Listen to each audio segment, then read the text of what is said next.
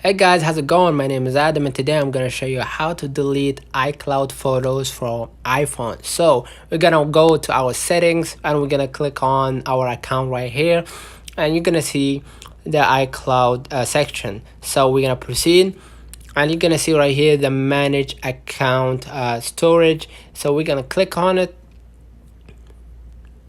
And as you can see, this is the photo section. It says right here it's taking 854.7 megabyte.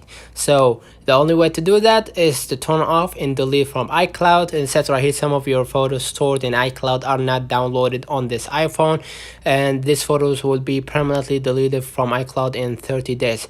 To avoid losing them, download and keep originals before continuing. So this is only photos and videos that are stored in iCloud, but there's some photos and videos that are in iCloud but not stored in our photos and galleries and in general.